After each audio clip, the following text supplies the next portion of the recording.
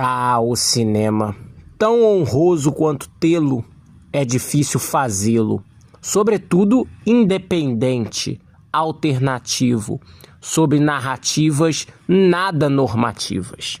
Um dos maiores nomes do cinema documental independente dos últimos anos, o produtor, cineasta e montador Dácio Pinheiro, é um dos gigantes dessa produção audiovisual independente no Brasil. Em um cenário dificultoso e restrito, ele já acumula uma carreira de mais de 20 anos no audiovisual. Iniciou sua trajetória como estudante de rádio e TV, depois descobriu e aflorou a sua paixão pelas telonas através de uma especialização em cinema e vídeo na FAAP, também em São Paulo.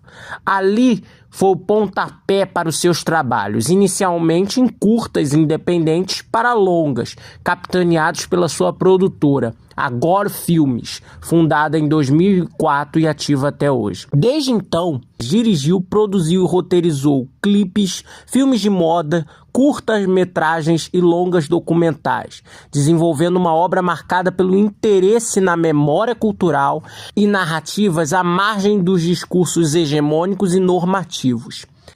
Alguns desses trabalhos são marcantes no caráter transgressor da obra de Dácio, como Meu Amigo Cláudia, que retrata a vida e a trajetória da artista e ativista trans Cláudia Wonder, o documentário Lenita, sobre a fotógrafa, diretora e artista visual Lenita Perroy, e as obras ficcionais Trash Thriller, Memória Morta e O Aniversário do Seu Lair. Isso para falar de algumas. Atualmente, lançou Universo Circular, documentário sobre a história e carreira de Jocy de Oliveira, compositora e um dos maiores nomes da música erudita contemporânea mundial.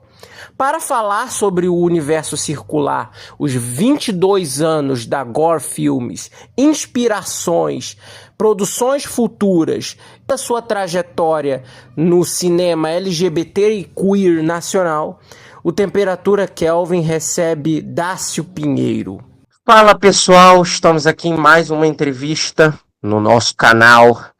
Hoje recebemos aqui um cara que, na minha opinião, um dos maiores cineastas, um dos documentaristas mais importantes até do Brasil nos últimos, agora nessa leva do nosso século XXI, que já temos um quarto de século. Ele é cineasta, é documentarista, é escritor, vamos falar também disso agora. Tudo mais um pouco que vocês podem imaginar. Dácio Pinheiro, muito obrigado pela tua aceitabilidade, pela tua disponibilidade em estar aqui para a gente falar sobre muitas coisas e etc. Olá, Kevin, prazer.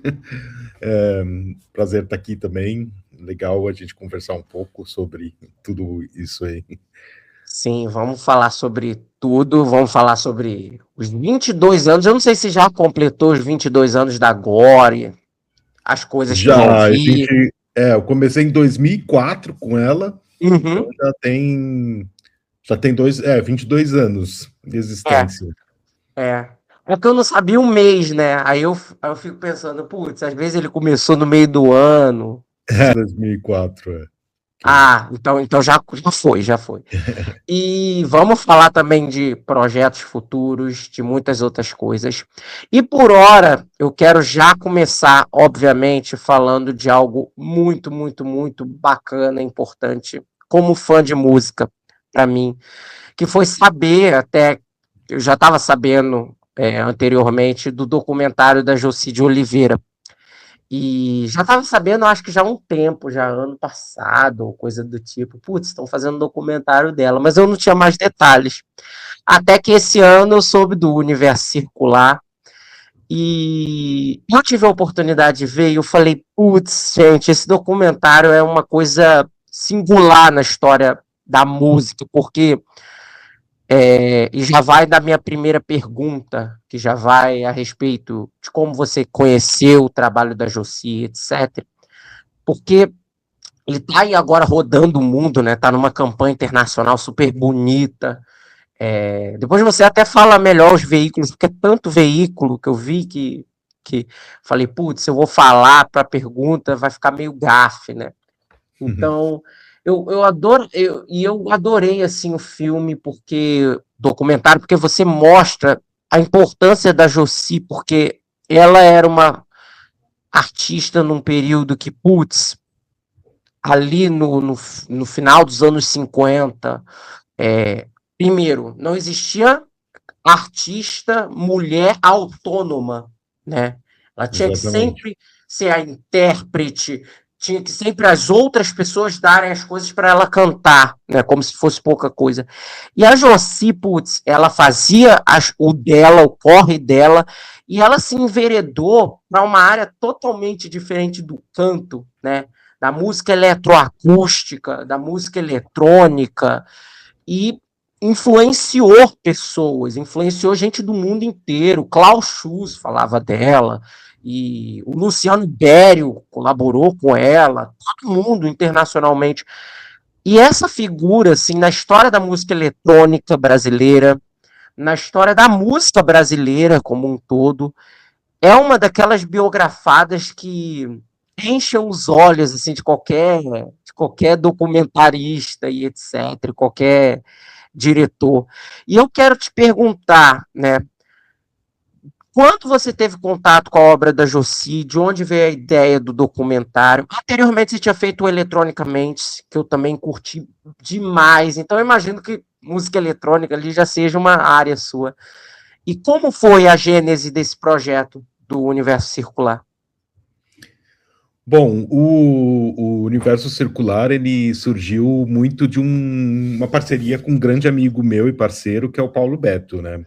Ah, Eu conheci o Paulo Beto nos anos 90, ainda era um jovem, tipo, aficionado com filmes exóticos e mais estranhos, né? E aí eu comecei a fazer meus curtas, meus trabalhos, tal, e o Paulo Beto sempre fez as trilhas, né, dos meus curtas.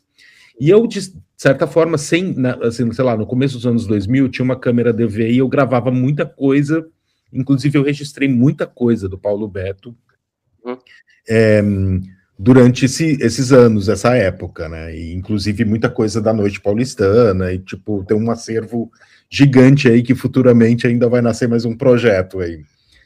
Mas o Paulo Beto foi uma pessoa fundamental, assim, tanto para o Eletronicamente como para o da Jocy, porque, assim, o meu primeiro documentário, meu amigo Cláudia, foi a trilha sonora do Paulo Beto. Então, a gente já tem essa conexão, e os curtas também que eu fiz, sempre a trilha sonora era do Paulo Beto.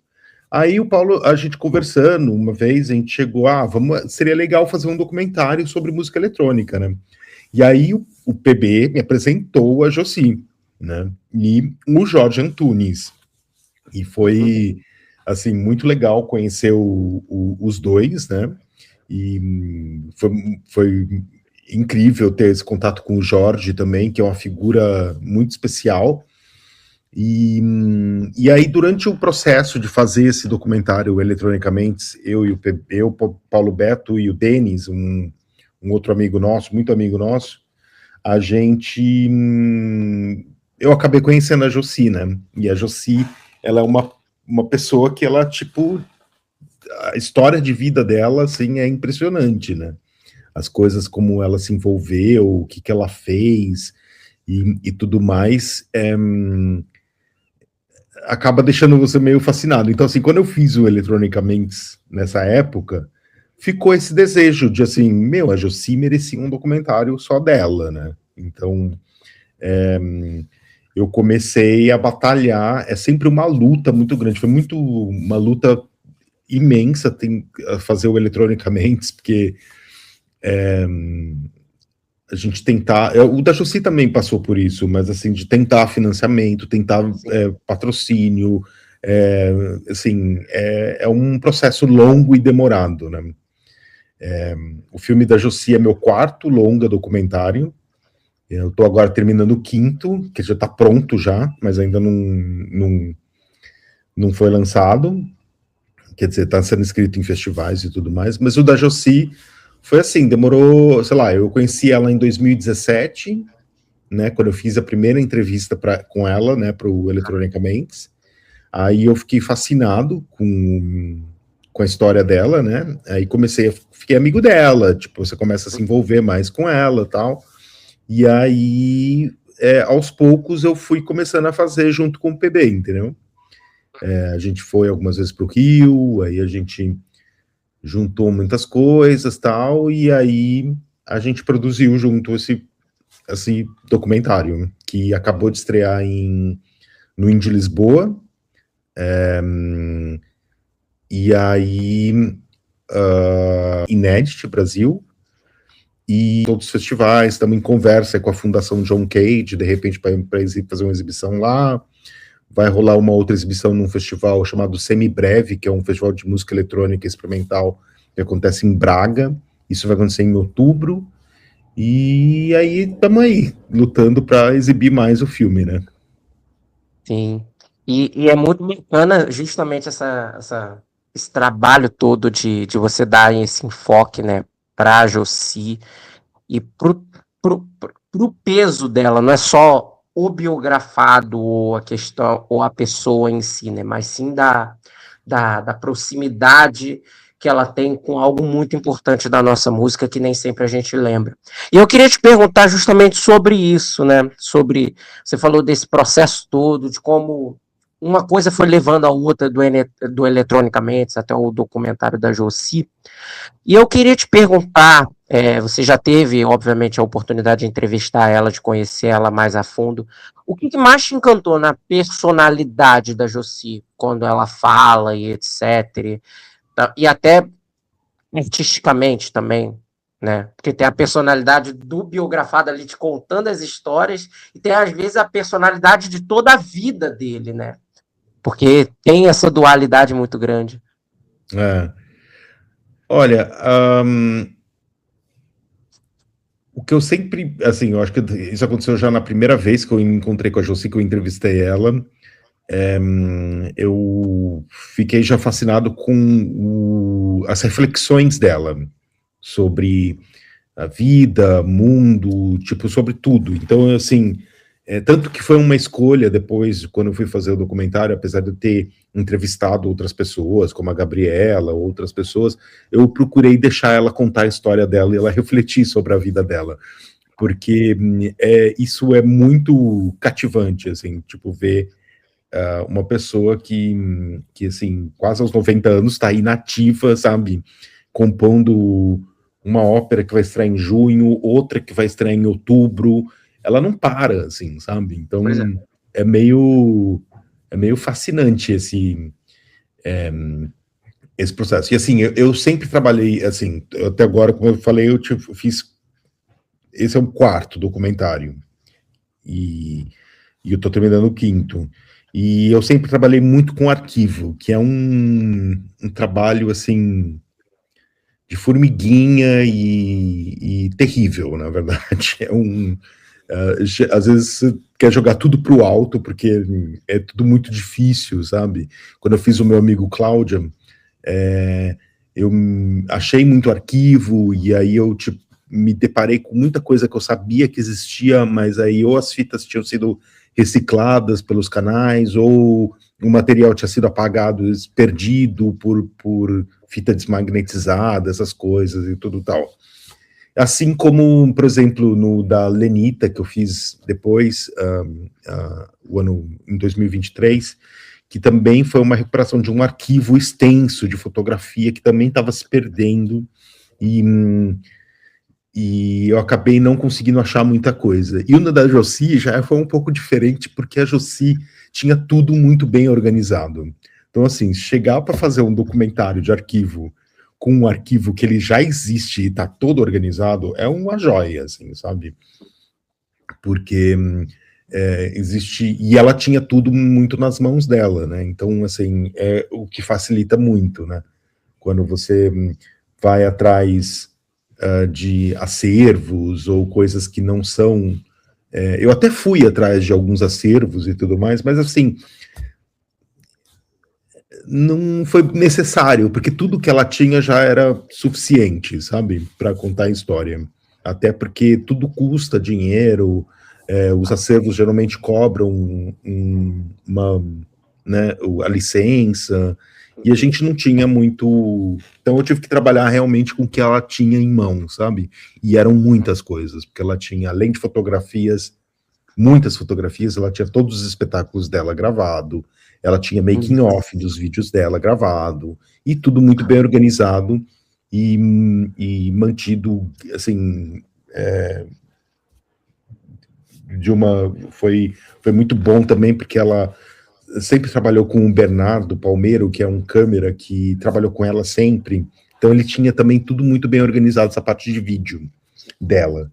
Então, eu tenho que agradecer muito ao Bernardo, porque ele foi uma pessoa fundamental para que esse material existisse, né? Ainda conservado, né? Então,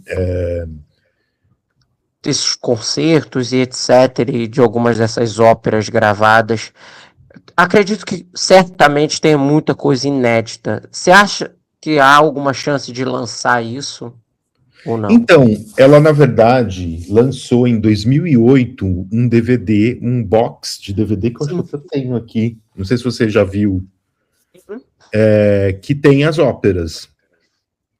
Eu acho que só não tem as que não existem em imagem, né? Porque tem alguns espetáculos mais antigos que não tem mesmo imagem. Mas, tipo, Liturgia do Espaço, Fata Morgana, Malibrans, Xene, eu acho que estão todos no DVD inteiro, sabe? Completos. Mas o bom de pegar todo esse material dela foi que tinha muito making off desses espetáculos. Então a gente pôde usar esse material que aí é mais inédito, né? Então, claro que a gente usou pedaços das óperas e tudo mais, mas a gente usou muito mais material de arquivo, inclusive esse extenso making off que ela tinha desse piano afundando no mar, que é um material inédito que a gente usou no filme, entendeu? Não, essa sequência é algo que, tipo, por isso que eu fiquei muito pensando, cara, quantas coisas inéditas tem ali que, putz, a Jocy. E o documentário tem esse caráter, né, pra quem já conhece a obra dela, porque tem muita coisa inédita, muito registro inédito. E além de, claro, ser um relato ali da primeira pessoa da Jocy sobre tudo ali da carreira dela e etc, né? A collab ali com collab, né? Hoje a gente fala collab, né? O feat dela com Luciano Berio também, aquilo ali foi demais, né? É muito legal. E assim, foi. Ela era casada com Eleazar de Carvalho, né, nessa época, inclusive o filho dela é filho dele. E eu acho que, como ela conta no filme mesmo, isso possibilitou muito ela ter acesso a muitos maestros e músicos que estavam já com uma idade avançada, né?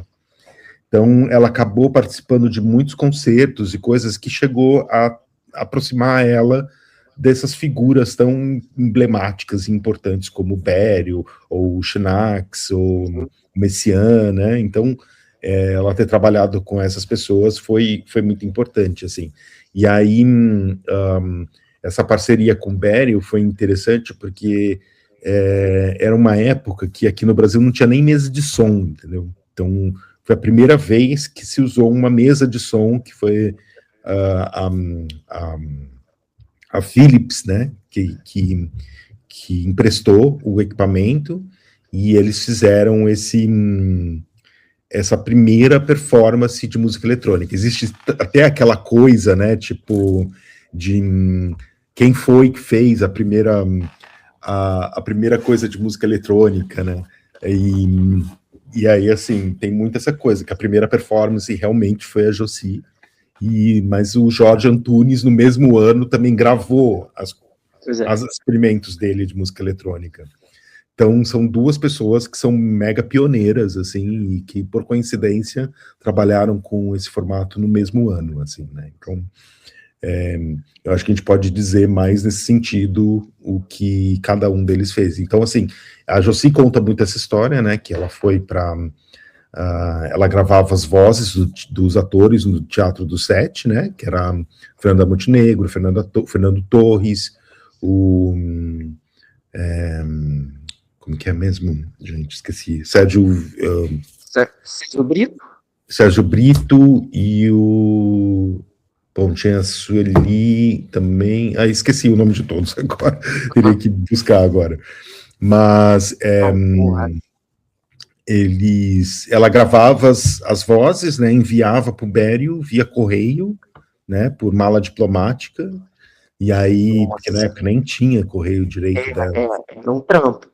Era um trampo, demorava, não era como hoje, né? Você manda o arquivo no e-mail e já dá para mexer e mandar de volta, né? Não, isso demorou um ano e pouco, sei lá, até tudo se juntasse, porque ele mandava as coisas, ela editava, mandava para ele de volta, então isso demorou um tempo e ele veio para a performance que foi no Teatro Municipal de São Paulo e no Teatro Municipal do Rio.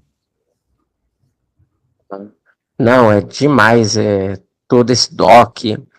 Por favor, acompanhem, assistam, vão atrás. Tem claro, a conta do Dácio, que a gente vai deixar aqui tudo na bio, no comentário fixado e etc. Mas esse doc o documento oficial mesmo, tipo, nacional, vai ser no Inédit. Que vai acontecer. Que data no Inédit? Começa dia 17 de junho e vai até o dia 27 ou 28 de junho, uma coisa assim. Eu ainda não tenho as datas certas, mas eu acho que deve estar para sair essa semana ou a outra. Eles devem anunciar as datas. Pois é. E aí vocês já veem, sigam ali o Inédit. E aí, bom, provavelmente vai passar em outros festivais, né? Claro. Mas o ano que vem, lá para fevereiro, março do ano que vem, a estreia no Sesc TV e vai estar disponível também no streaming deles, né? Sim. Cara, tanta coisa boa lá no Sesc TV, que foi muito fundamental. Aquele streaming muito bom. Muito bom. E agora eu já quero voltar no tempo, né? A gente tá falando de 2025, 2026, um pouco antes até, porque a preparação do universo circular começa antes, né? E eu já quero voltar lá para o início da sua trajetória, lá na Gore, etc. E eu quero te perguntar uma pergunta muito prosaica, muito simples, mas que geralmente quando eu entrevisto músicos, cineastas, diretores, produtores, etc., eles têm uma dificuldade grande em responder, ou eles pensam muito, alargam a resposta. Eu espero também que você alargue a sua, porque é sempre bom ouvir essas histórias. O que te inspirou a fazer cinema? Bom, isso sempre foi uma paixão minha, assim, desde criança, né? Eu sempre fui fascinado por cinema. Eu acho que desde moleque eu ficava assistindo. Eu sempre fui muito fascinado por filme de terror, né? Sempre fui meio do terror. Então, assim, eu acho que foi até uma coisa que me aproximou um pouco do Paulo Beto, porque a gente trocava VHS de filmes exóticos, tipo Vampiros Lesbos, ou filmes tipo que eram difíceis de achar. E aí eu tinha uma cópia em VHS, o PB tinha uma cópia, a gente trocava cópias, essas coisas, né? Mas eu sempre fui, assim, um apaixonado, vidrado por cinema, né? Então aí eu acabei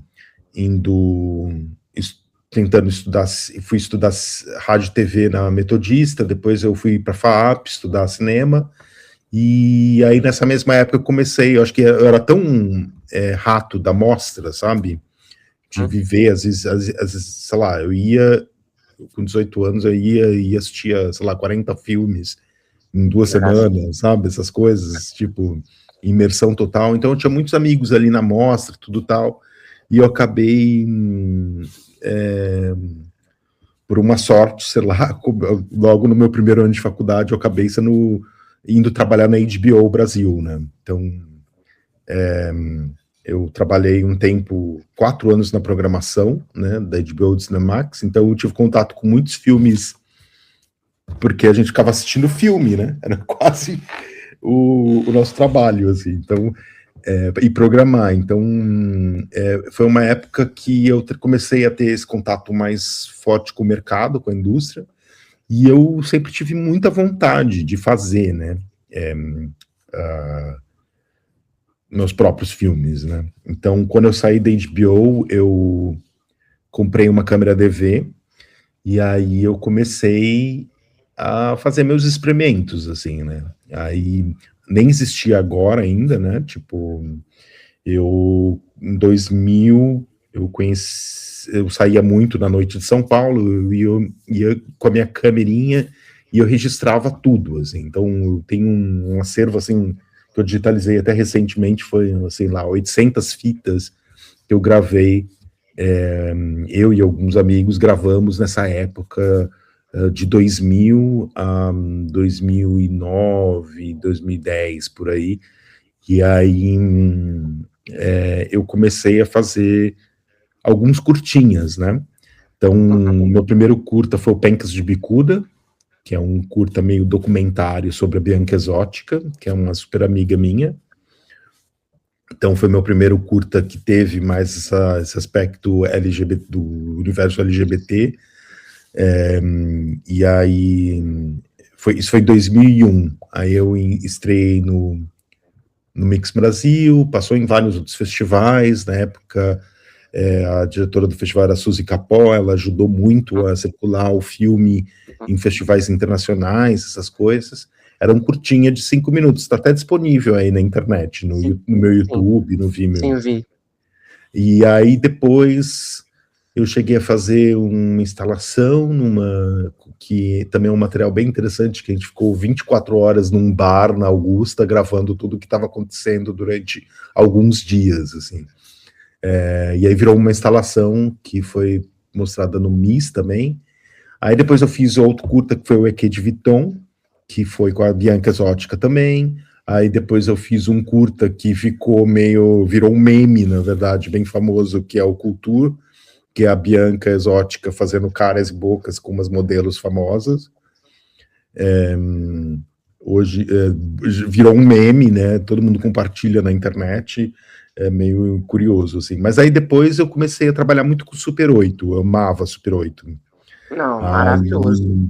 eu filmei muito em Super 8, eu fiz um curtinha de terror com a trilha do Paulo Beto, inclusive, chamado Memória Morta, também está disponível na internet. Sim. Passou no Fantaspoa, no Festival de Curtas de São Paulo. Isso é fantástico, isso eu tinha visto também. Foi bem legal, assim, foi esse universo meio gótico, assim, mais explorado. Depois eu cheguei a fazer vários curtinhas de meio envolvendo mais moda, foi uma época que eu estava muito envolvido com moda, eu fiz vários curtas, inclusive um que saiu numa revista que chamava Mag, que era do São Paulo Fashion Week, saiu um DVD junto e tinha esse curta, que era um curtinho de terror gótico também, com figurinos de Yves Saint Laurent, Caramba! sabe? Tipo, só estilistas franceses. Legal. Qual o nome? Esse chama Ne pleure pas Jeannette, Não Chore Mais Jeannette. Tem no meu Vimeo também. É com a Guta Ruiz. Caramba! Vou atrás desse. Esse é de 2008, acho. Aí, nessa época, eu já estava fazendo o meu amigo Cláudia, né? Eu já tinha conhecido a Cláudia em 2003.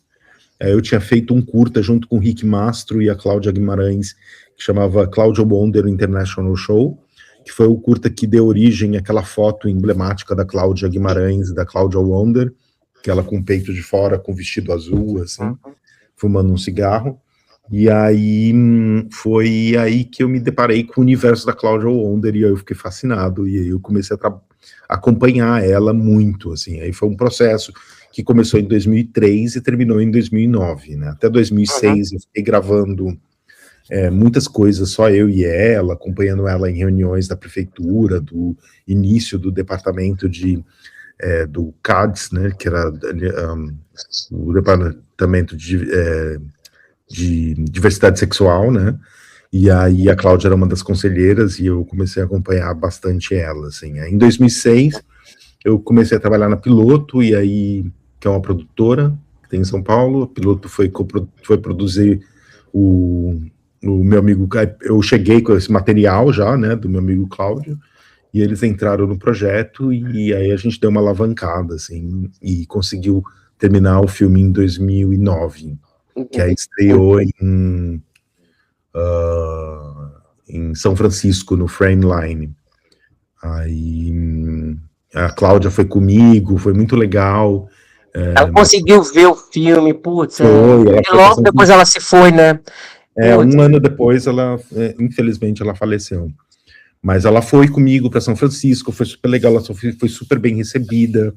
Ela fez 2 performances lá, cantando. Foi bem emocionante para ela, assim, foi bem bacana. E é um festival super importante do meio. Ela foi super reconhecida e o filme foi bem bacana. A gente mostrar o filme no emblemático Castro Theatre, né, que é o teatro onde o Harvey Milk e toda a cena gay de São Francisco dos anos 70 estava ali presente, né? Então é um teatro meio histórico e foi lá que a gente fez uma grande exibição, assim, do filme. Então foi bem legal. Depois o filme viajou bastante festivais, assim. A gente na época tinha feito filme muito na raça e tinha muito material de arquivo, sabe, que a gente não tinha direito e tal. Aí depois a gente conseguiu um apoio da Prefeitura de São Paulo, que a gente conseguiu regularizar todos os arquivos, e em 2013, assim, já depois que ela tinha falecido, a gente lançou o filme no circuito comercial, né? Aí, bom, eu tinha começado agora lá em 2004 só, mas antes eu já tinha feito tanto os Cláudia Wonder International Show, já tinha feito Pencas de Bicuda, mas tudo assim, né? Não era uma coisa de ter uma produtora e tal. E a produtora, na verdade, é quase eu e um amigo, sabe? Tipo, a gente vai, às vezes, quando vai fazer o projeto, acaba juntando mais profissionais e tudo mais, né? Não, fantástico. Só uma dúvida, né? O meu amigo Cláudia, ele foi naquele famoso festival Frameline. Foi no Frameline, né? Frameline foi a estreia, Porque lá geralmente geralmente a grande mostra de filmes queer e etc.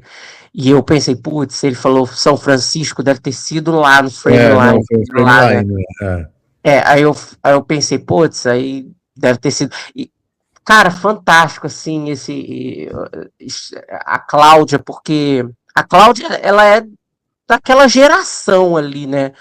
De toda uma geração que, na minha visão, é muito subestimada até para militância LGBT no Brasil, quando se fala, né?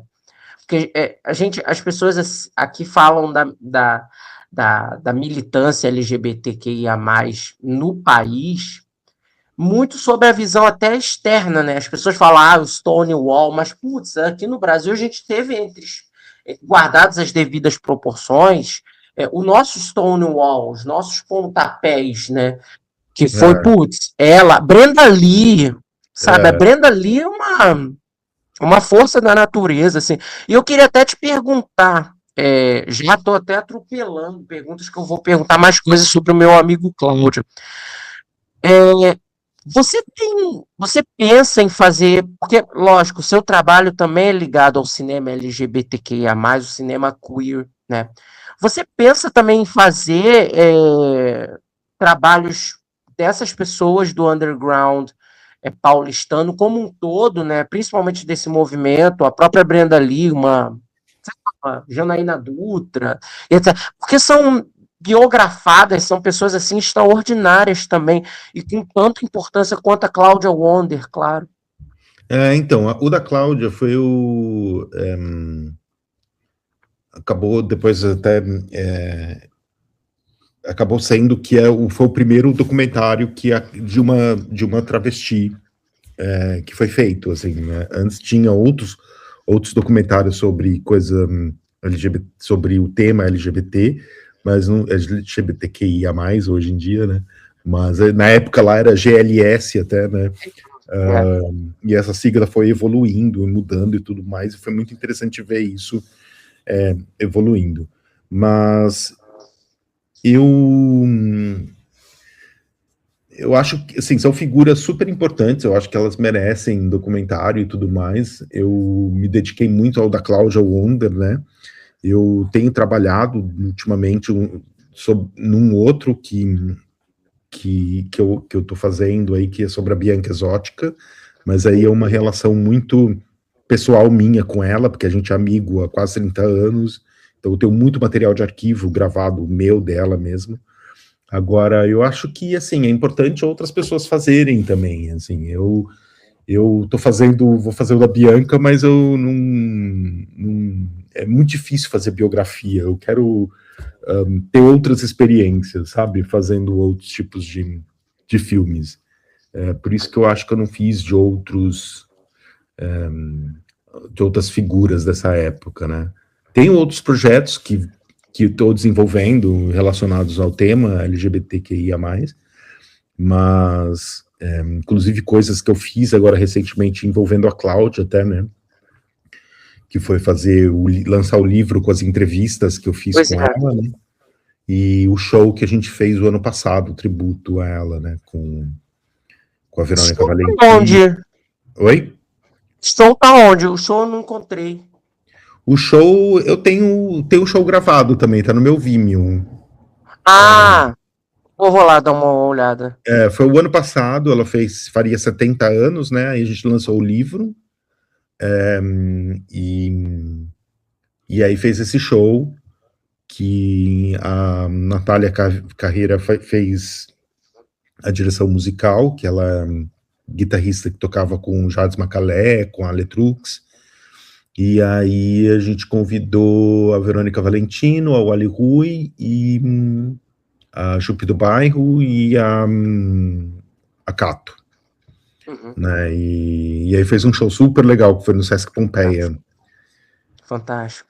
Aí, nossa, depois vou atrás disso, que eu não sabia desse show, e vai ser demais. Foi ano passado, em julho do ano passado. E eu queria te perguntar, você falou já que você conheceu a Cláudia ali, já nos seus primeiros trabalhos, né, de trabalhar com ela ali, 2000, 2001, e eu queria te perguntar, qual foi seu primeiro contato com o trabalho dela, quando você conheceu a Cláudia nas suas obras e no ativismo mesmo, e que te despertou a fagulha? Putz, essa mulher é muito enriquecedora para o que eu quero fazer e até para um trabalho futuro. Porque é aquilo, né?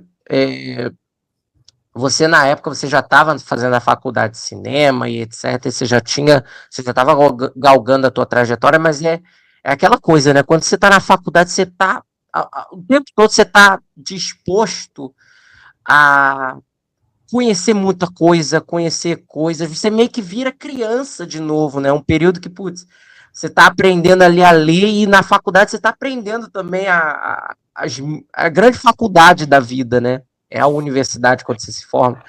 Então, eu quero muito entender a sua apresentação, a sua introdução a Cláudia Wonder, né? Porque e acabou sendo a semente para alguns anos depois vir o documentário, e mais de 20 anos depois também o livro, que a gente já vai falar, né? Então, assim, em 2003 eu já tinha feito esses 2 curtinhas com a Bianca Exótica, né? O Pencas de Bicudas e o EQ de Viton. Aí a Cláudia Guimarães chegou para mim e falou assim: gente, eu tenho uma travesti, que é a Cláudia Wonder, a gente podia fazer um vídeo com ela, não sei o quê. Aí eu conhecia a Cláudia de vista, assim, não sabia da trajetória dela, né? Porque eu frequentava o Mix Brasil e ela estava sempre no Mix Brasil, então foi um lugar que eu encontrei muito a Cláudia, né? Mas aí a gente falou, então vamos fazer esse vídeo, que foi o Cláudia Wonder International Show. Aí, no dia da gravação do show, a Cláudia me deu a chave do apartamento dela e pediu para eu ir lá pegar uma pasta de fotos, porque ela começou a contar histórias da época do Madame Satã e tudo tal, do Rose Bonbon, e eu fiquei, nossa, fascinado com aquilo tudo, porque era um universo que me interessava muito, assim. Quando eu era, sei lá, jovem, adolescente, um pouco mais nessa época, eu frequentei muito o retrô, eu ia na matinê do Madame Satã, então eu sabia dessa história do underground paulistano, sabe? E me fascinava muito essa coisa do universo do gótico, do pós-punk dessa época, né? Então aí você anexar uma coisa de que, assim, era um universo gay, assim, que eu como homem gay, assim, tipo, tendo contato com aquilo e com um outro universo que também me atraía, eu fiquei fascinado com a história dela. Aí eu fui até o apartamento dela, peguei essa pasta, ela confiou a mim ir lá pela primeira vez que a gente estava se conhecendo, pegar essa pasta, eu trouxe, e aí ela me mostrou essas fotos das performances da banheira dela, né, no Madame Satã e no Rose Bonbon, que eu fiquei fascinado com aquilo. Eu falei, nossa, isso é uma história, né? E aí eu caí de cabeça nisso com ela. É uma coisa que demorou muito tempo, né, para conseguir, porque na época ninguém queria dar dinheiro para um filme sobre uma travesti. Total. Então, hoje em dia é tudo ainda mais fácil, sabe? Tipo, você defender uma coisa dessa, porque tem fundos específicos para isso. Mas se você vai pensar assim, sei lá, em 2005, essas coisas, não tinha essas coisas. Foi uma coisa que foi construindo, assim, né? Então eu fui fazendo muito na raça, assim. E foi esse contato que eu tive com o universo da Cláudia, e aí eu mergulhei de cabeça com ela nessa história. E muita coisa ela já tinha guardado, tinha coisas que se perderam, que a gente não conseguiu achar, mas eu acho que deu para fazer um documentário bem legal, assim. Não, ficou demais, assim. E eu não sei, obviamente você deve ter ouvido, aquele trabalho dela, assim, saiu, acho que naquela compilação Melopeia, que é o trabalho dela com o Glauco Matoso. Maravilhoso. Ela interpretou. Soneto virtual. Putz, aquilo, pô, meu Deus, eu fiquei apaixonado pela Cláudia através daquilo ali, porque eu estava lendo vários poetas e eu fui conhecendo o trabalho dela ali. Ali foi a minha porta de entrada. E ela colaborou porque ela trabalhou em parceria com vários compositores que musicaram a coisa, né? E, putz, ali é demais. Aí você vê a capacidade que ela tinha de interpretar pai, o Fernando Abreu fala muito isso, né? De, putz, a Cláudia não era só uma figura, era uma coisa que ela domava, assim, as músicas, as interpretações, o que ela fazia, né? E aquele trabalho é fantástico, assim, né? Não sei se você também tem essa impressão, obviamente, né? Eu acho que sim. Do Caio Fernando Abreu, Roberto Piva, o Glauco Matoso. Zé Celso tá no filme também, né? Ela fez parte do Teatro Oficina, né? Ela participou da leitura do Romeu e Cavalo. Ela fez uma peça antológica também, que é a Nossa Senhora das Flores, do Jean Genet. E então ela estava sempre ali muito envolvida no teatro. Ela fez filmes, né, também, inclusive filme pornô, tipo, como alguns, os que ela fez com o Alfredo Stenheim, né, que é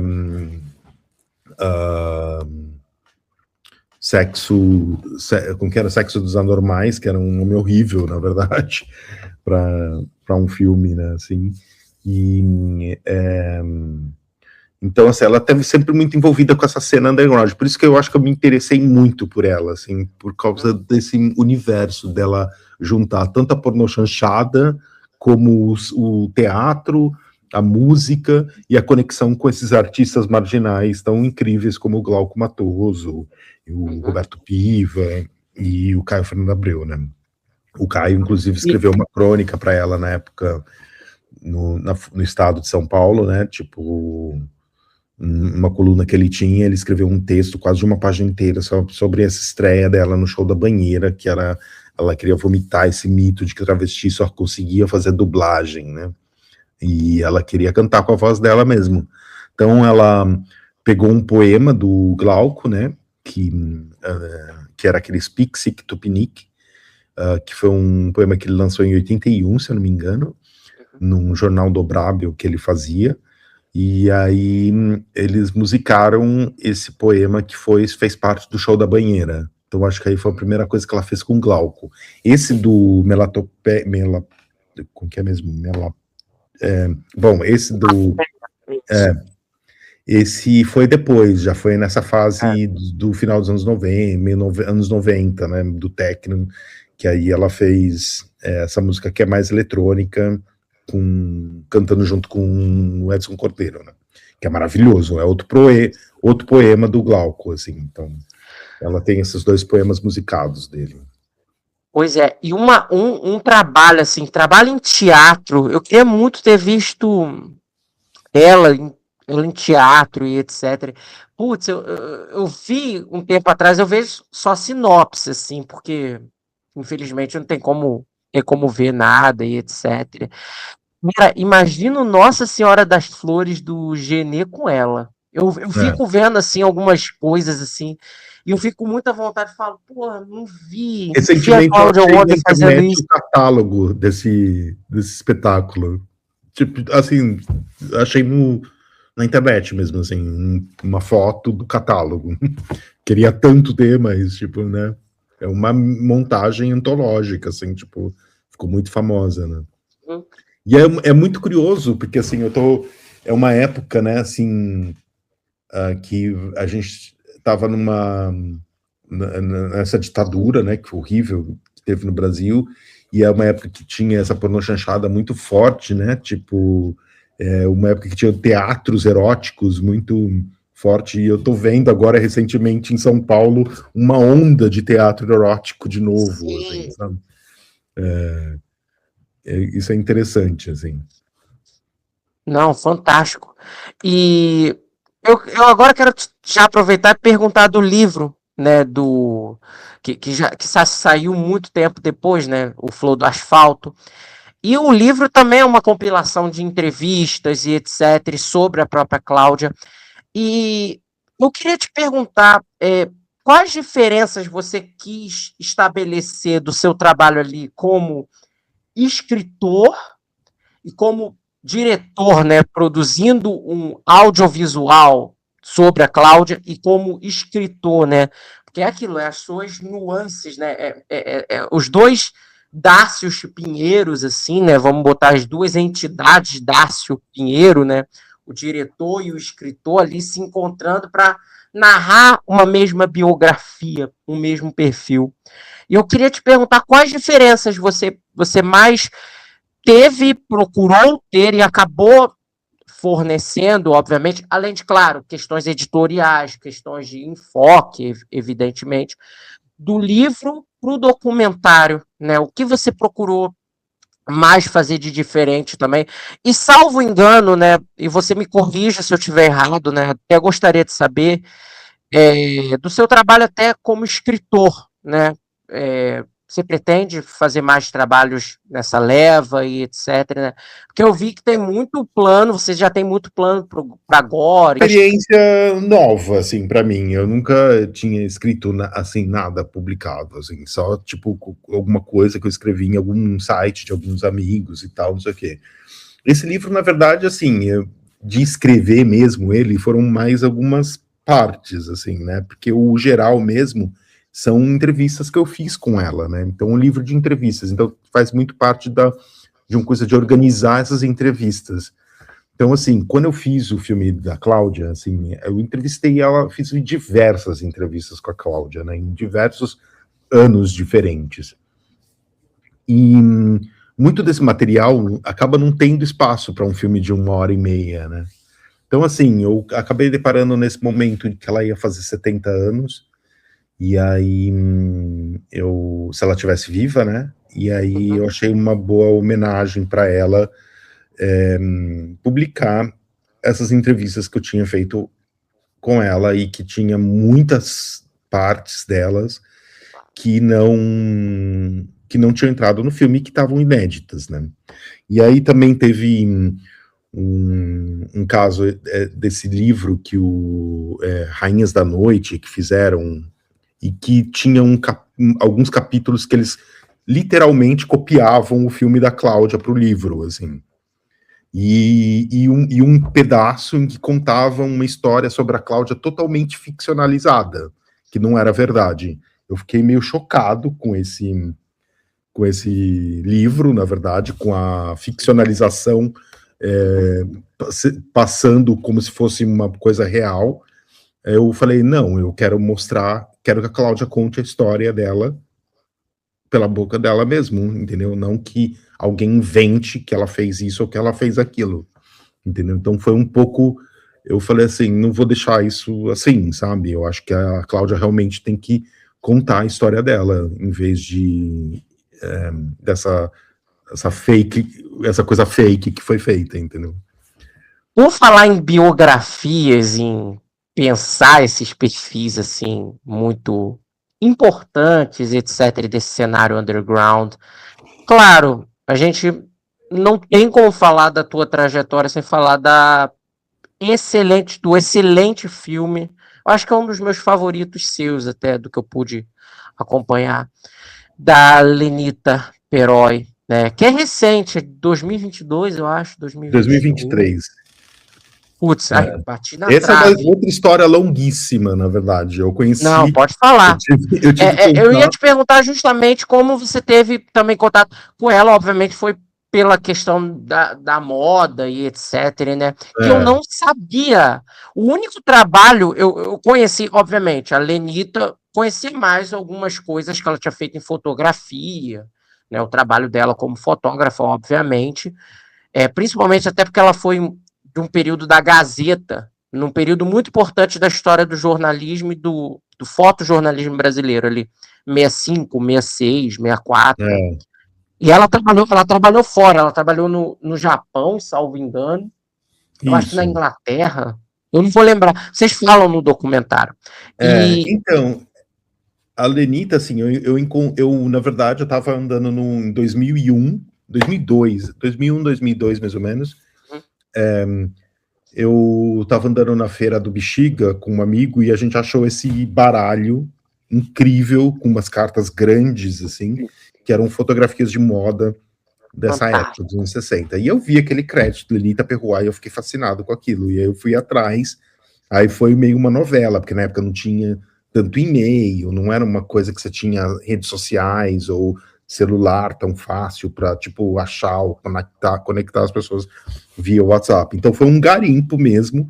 Na época, né? Ela já estava lá nos cavalos, lá na fazenda. Né? Exatamente, reclusa total. Aí na época, eu estava fazendo uns vídeos com um amigo meu, que era com a Vanusa, né?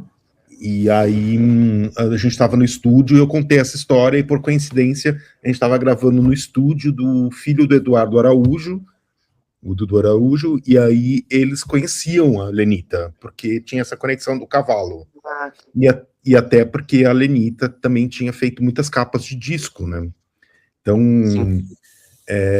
foi através daí que eu consegui chegar na Lenita, mas aí isso foi em 2002. Aí o Dudu Bertolini, que é super meu amigo, na época estava fazendo um fanzine, que chamava Dois Fanzine.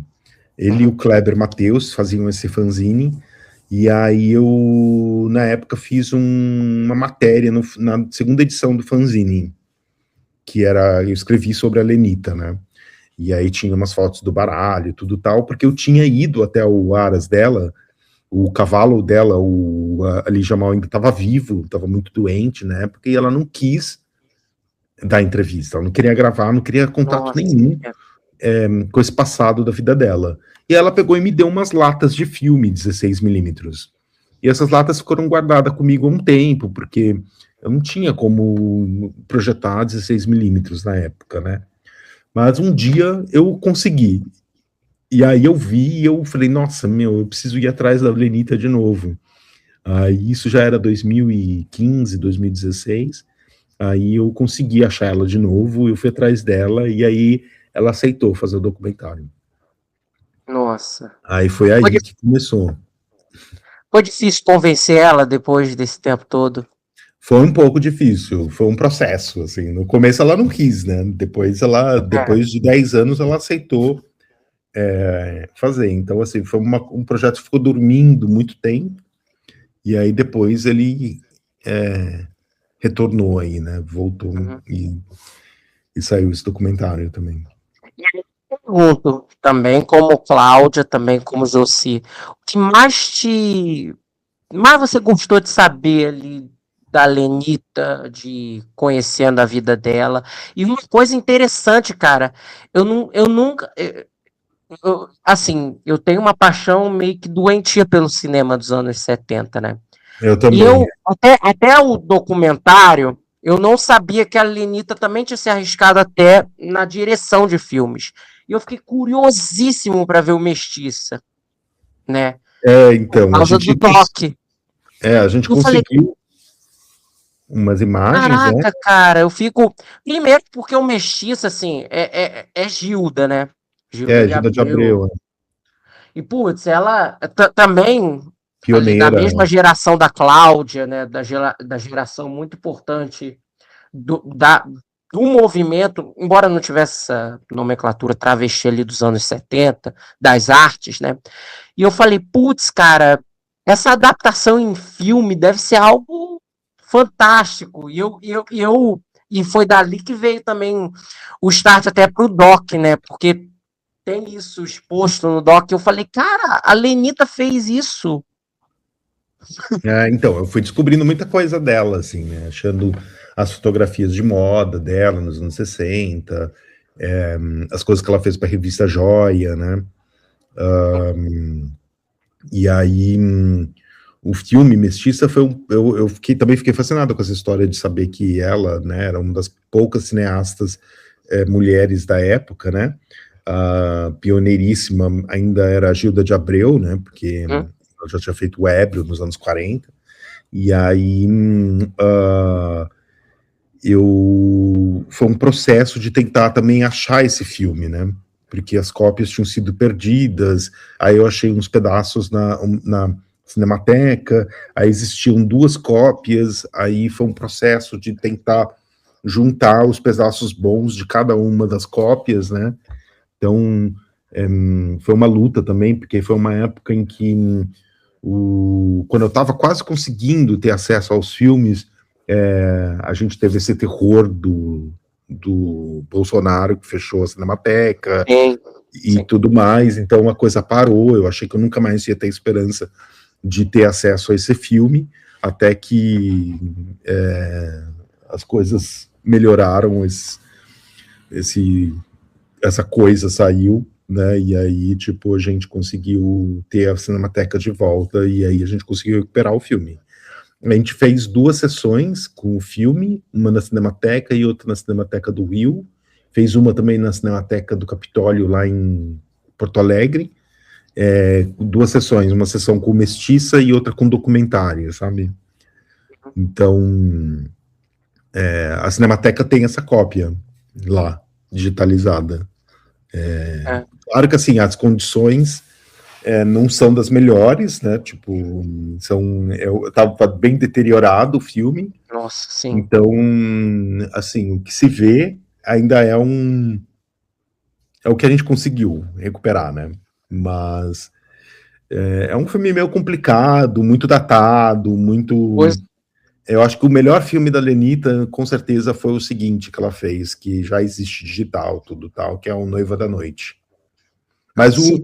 o interessante, a curiosidade sobre o Mestiça é exatamente o roteiro da Gilda de Abreu, ser o terceiro filme da Sônia Braga, ter todo esse elenco incrível, né? O Valmor Chagas, a Miriam Meller, Ana Duval, tanta gente. A Lola Brá, tem várias, Liana Durval, tipo, tem várias figuras, o Antônio Pitanga, né? Então, eu tinha achado todo o material de fotografias do making off nos acervos da Lenita e tudo tal, então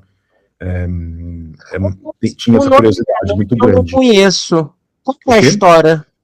O Noiva da Noite eu não conheço. É Noiva da também Noite é um baseado faroeste. em alguma obra? É um faroeste, tem no YouTube até.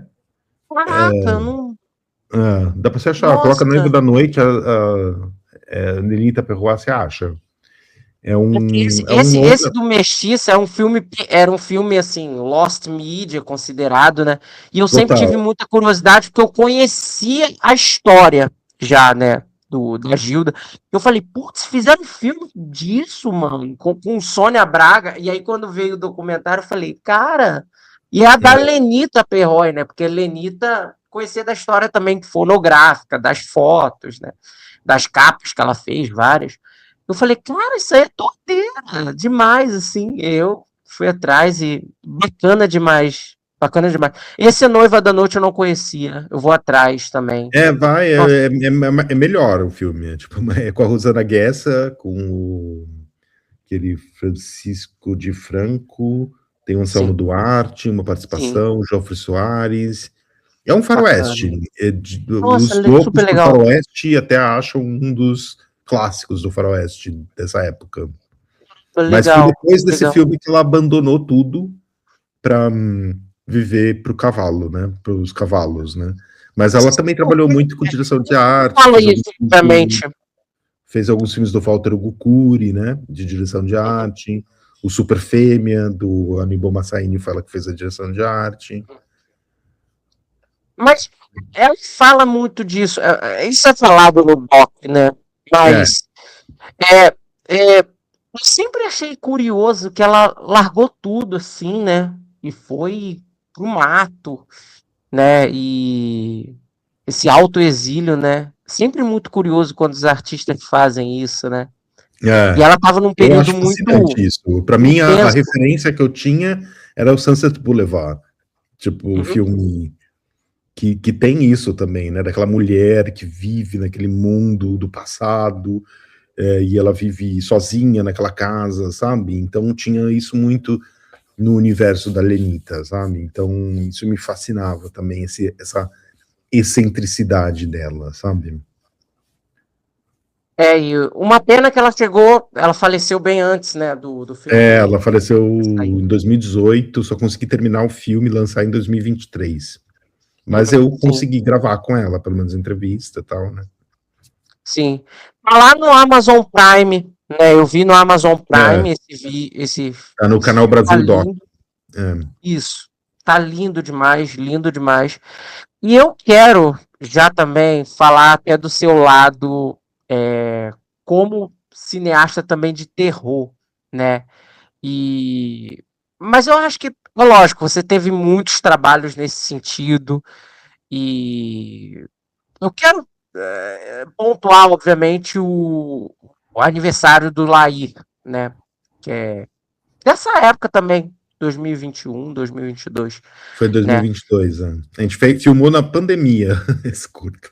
E foi premiado, muito premiado, obviamente, né? Passou em Lógico, bastante você já teve festival. trabalhos muito reverenciados, mas te surpreendeu isso? Porque é um filme de terror, a gente está falando de algo underground, etc.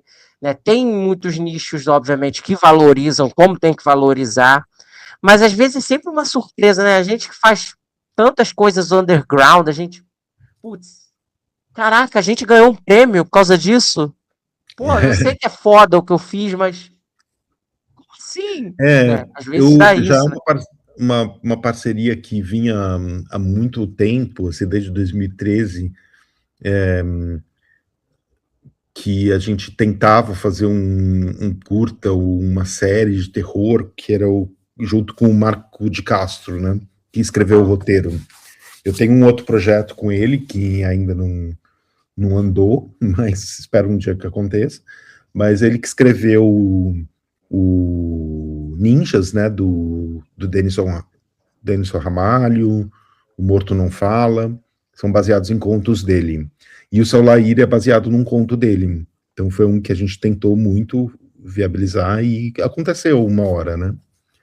E aí, de novo, o Paulo Beto fazendo a trilha, várias pessoas envolvidas, que foi muito bacana, e a presença do Tonico Pereira, que foi, assim, fundamental Pois é. para aquele personagem, né? Então, assim, foi um curta muito gostoso de fazer, me dá mais vontade ainda, até mais, de fazer ficção, porque é uma coisa que você, por mais que você prepare por muito tempo, você filma no momento e terminou. Aí é só montar. Apesar de ser mais caro, ser tudo mais, né? Mas o documentário, se você não coloca um ponto final, ele não acaba. Pois Então é. você fica fazendo e nunca termina. E demora muitos anos, né? Tipo, Solaire a gente gravou em 3 dias, em 3 meses ele tava editado, entendeu? Uhum. Então, claro que a gente demorou muito tempo para conseguir viabilizar ele, né? Mas foi muito gostoso de fazer. Eu gosto muito do curta. Não, Também tá demais. no Canal Brasil, passando no Canal Uhum. Brasil. Uhum. Sim. E agora eu já quero entrar assim já na reta final aqui da nossa entrevista, do nosso papo, para falar sobre projetos futuros e etc, né? Quero fazer você dar algum spoiler de alguma coisa, claro, spoiler moderado, né? Eu tava vendo já no site da Agora, né? Que eu recomendo que todo mundo veja, por favor.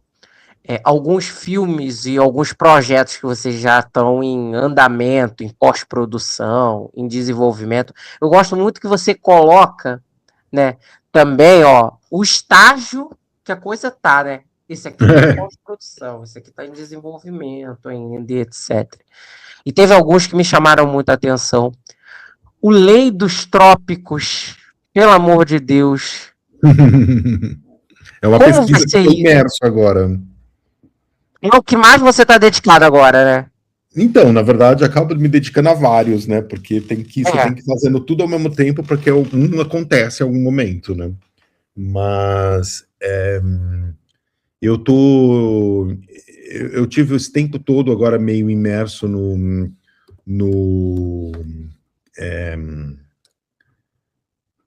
nesse processo de fazer 2 documentários muito envolvido com a música, né? Que foi o Universo Pois é. Circular e o outro que eu estou terminando, que é a Excursão Artística Vila Lobos, né? Oito. Esse tá, É. que está pronto agora, Uau.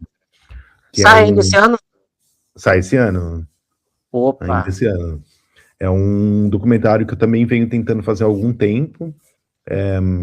E aí eu acabei fazendo uma parceria com o Canal Curta, né? Que a gente é uma coprodução com o Canal Curta.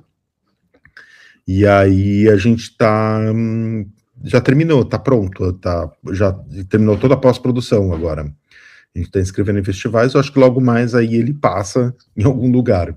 Opa. Mas esse é um que assim, tem muito a ver com os anos 30, e aí o outro, esse que você perguntou, a Lei dos Trópicos, é um que eu também estou fazendo muito uma pesquisa sobre um cantor carioca que teve esse envolvimento com esse ator hollywoodiano. Então ainda é uma coisa que eu estou meio pesquisando, lendo biografia dos dois e tudo tal, para focar nesse momento do encontro dos dois ali. Mas ainda é um projeto bem em desenvolvimento, assim. Nossa, assim. E de todos esses que você falou, né? Alguns vão ser curtas, outros vão ser mais longas e etc, Não, né? esses que estão aqui em desenvolvimento são todos longas. Opa, legal, legal, É. legal.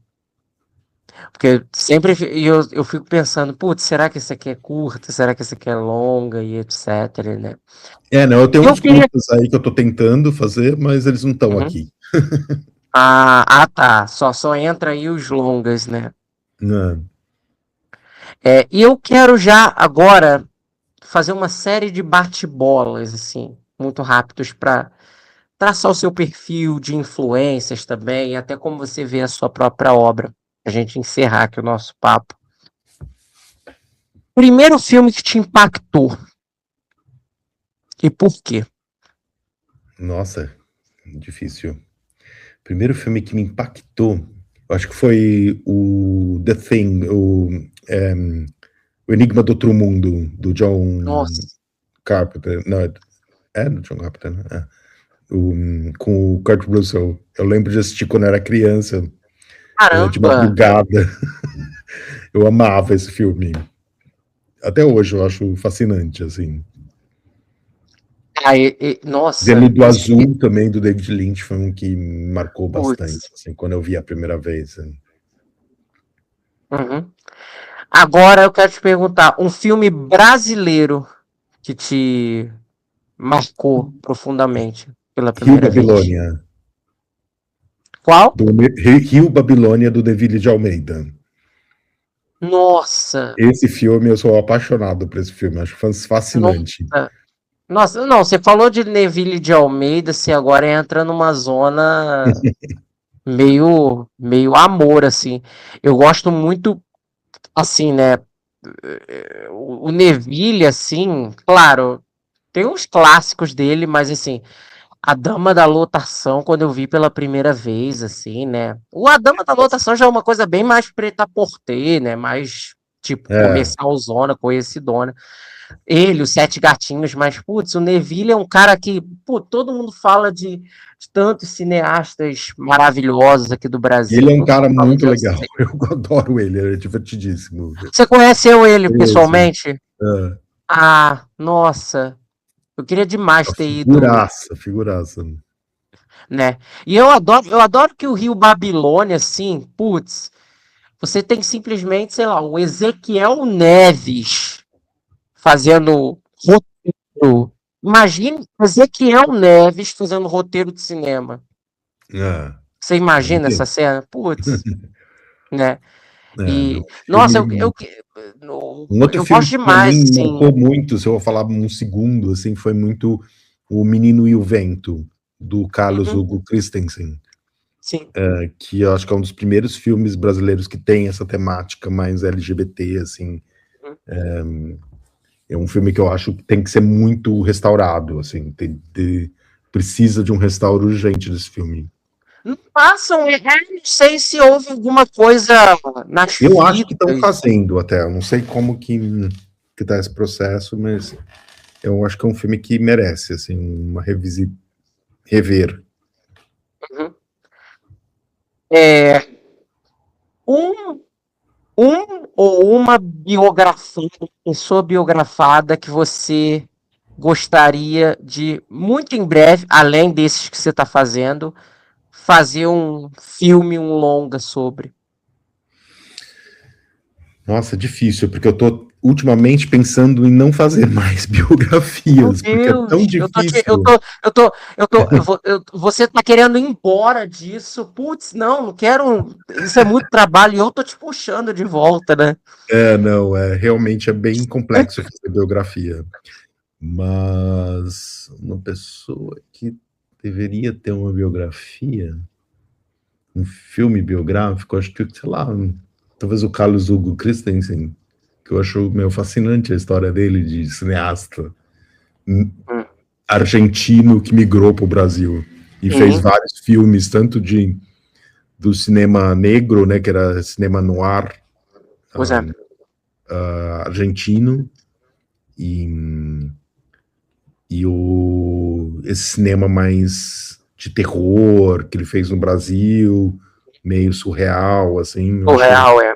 É, Ele inaugurou muito essa coisa de quase uma ficção própria. Não chega a ser uma ficção científica, mas é uma ficção muito própria, assim, né? é, Antipalatável, antifolhetinesca, né? Porque eu acho que o cinema também, embora fugisse, né? Tem muito também do folhetim até, né? é. De alguma coisa mais novelística também, né? Outro que eu E eu. gosto muito, assim, cineasta, é o Walter Guccuri, né? Eu acho Não, fascinante. é. Até ver os filmes de terror dele, são muito legais. Uhum. Qual é o seu cineasta favorito? Quero te perguntar já agora. Neville, Christensen. Brasileiro ou estrangeiro? Internacional brasileiro, já que você falou, porque você começou a falar dos nomes que você gosta Bom, e eu você acho que acha que. nacional eu chutaria, tipo, Carlos Hugo Christensen, Uhum. E eu acho que estrangeiro eu ficaria com. Nossa, difícil falar o. Mas eu acho que o Dario Argento ou o Lucio Fulci. Nossa, você é realmente. O terror, né? Uhum. Eu vi agora que teve O Chris, essa mostra do Dario no Cine Sesc, né? Fui lá ver Fenômena, fui ver. É que o Suspiro eu já tinha visto a versão restaurada. Mas eu vi o Fenômena e vi o Ópera restaurado. Foi incrível rever. Profundo Rosso. Oi? Outro Profundo Rosso. O Profundo Rosso eu amo de paixão, mas eu não vi agora restaurado. Eu perdi. Que isso? É um dos meus prediletos. Sim. Esse eu gosto muito por causa. As trilhas me chamam Eu muito a sou tão atenção, né? E tem a louco. trilha do Goblin, né? Eu sou tão E eu louco sou por do eles. prog, né? Eu tenho Então, um pôster autografado pelo Dario, eu tenho um pôster autografado pelo Goblin. você conheceu o Tenho. Dario, então? É, na verdade, foi um amigo que pegou para mim, do Dario. O Ah, do Goblin não, também. maravilha. Já vale Mas demais. eu fui. Quando teve o seu Lair, passou em Torino, no Festival de Terror de Torino. Uhum. Eu fui e eu fiquei 2 dias fazendo turnê em todas as locações dos filmes do Dario Argento. Tipo, louco, assim, né? Tipo, porque vários dos filmes Total. dele foram filmados lá. O Profundo Rosso mesmo, aquelas estátuas, eu fui lá, né? Tipo, todos os lugares que ele filmou. Você é muito conhecedor do Christensen, né? E eu, Kelvin, eu sempre tive curiosidade para ver esse filme dele, mas eu nunca consegui, né? Não sei nem, às vezes a coisa tá no YouTube na minha cara, tipo como você mostrou, putz, tá no YouTube. Falei, putz, que eu sou rato de YouTube, para mim é, sei lá, tipo aquela coisa, eu tenho óculos 8 graus de miopia, né? O dinheiro tá aqui em cima da mesa e eu tô procurando dinheiro na casa toda e tá na minha cara, eu não vi, né? Cara, tem um filme que eu lembro que o meu finado tio, ele era muito fã, que era um filme do Christensen, é um filme que tinha a Bibi Vogel, que era A Morte Transparente. Ah, Não eu sei tenho se o você pôster conhece. original desse filme. Esse acho que Mentira! tem no YouTube também. Eu já vi esse filme, é com Wagner Montes. Cara, é esse que o Wagner Monte participa? Morte Meu Deus do Transparente. céu! Eu lembro que teve uma galera assim que fez esse filme, né? O Osmar de Matos, que morreu super jovem, né? A Bibi É... Vogel. Tava agora nesse projeto aí da Globo, do Fragmentos, que é maravilhoso. Não sei se você é noveleiro também, Eu né? não sou muito da novela, assim. Quer dizer, eu Assim, assisto, já assisti várias novelas, gosto, mas, tipo, ultimamente eu sou mais é ligado ao cinema mesmo. o Osmar, não, porque eu lembrei do Osmar, né? Porque ele morreu super jovem, deu um bafafá lá na época, né? E ele tava agora em uma novela que tem fragmentos só, né? Porque reaproveitaram as fitas, né? E era dos anos 80. E, nossa, eu não. Qual é o favorito Interessante. dele? É o. Esse, sim, eu amo aquele, tem aquele da ligação lá do telefone, que é, ai caramba, como que era o nome? Tem aquele com o José Maia, né?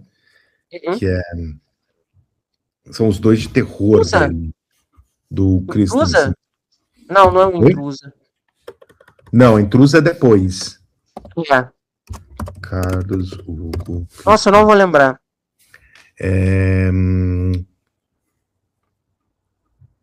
Bom, Menino Vento, que é maravilhoso, Menino e o Vento, claro. mas dele tem esse A Mulher do Desejo e Enigma para Demônios.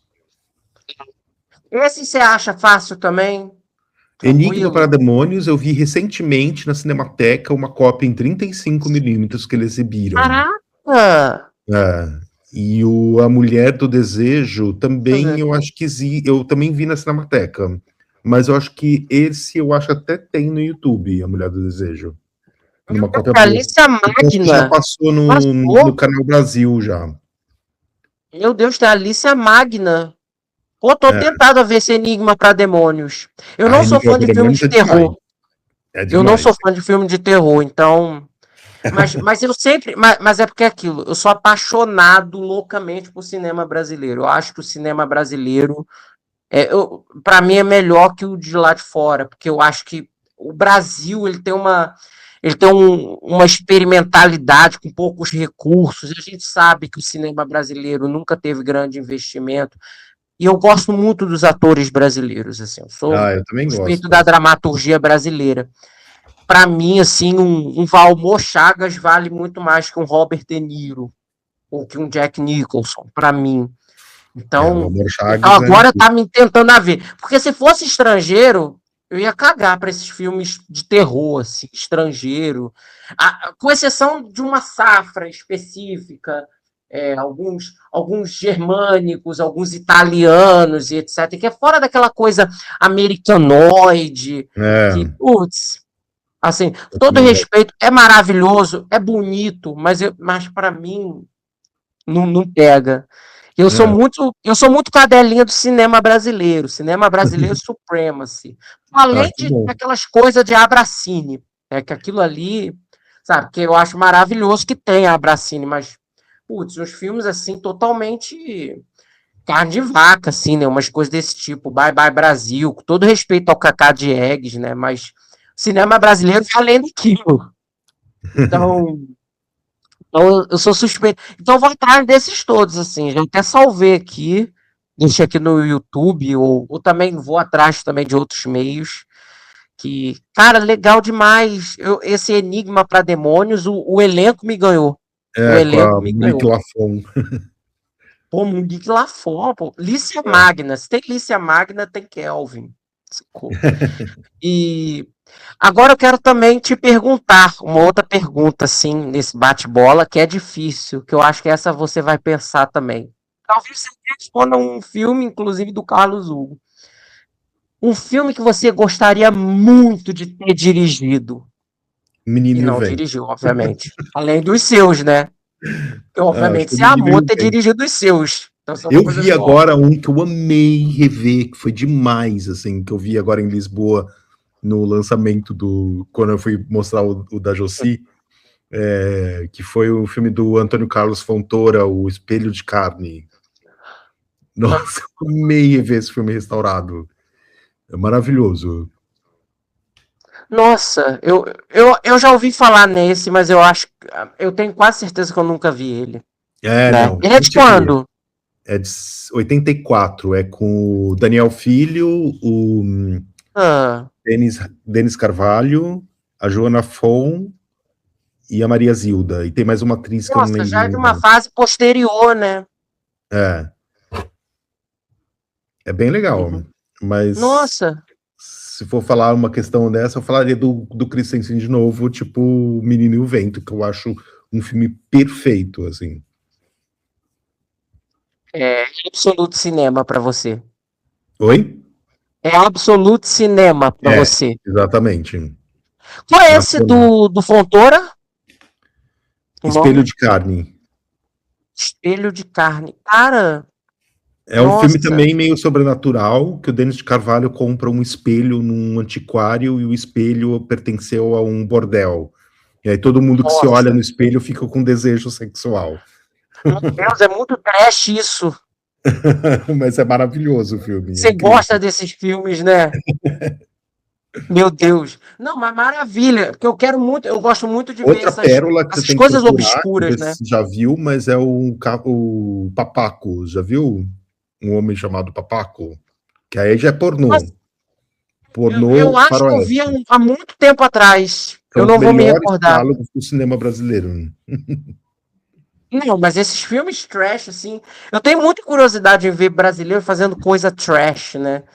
Embora. Porque tem filmes que são vendidos como trash, mas não são necessariamente. Por exemplo, aquele Amor Estranho Amor, né? Não, é É meio. maravilhoso. É tipo É super, maravilhoso. é, Mas é aquilo, ele é super bem vendido como um produzido. filme, tipo, super mega adulto, e É, mas etc. esses conservadores de merda que, tipo, quiseram detonar a Xuxa, sabe?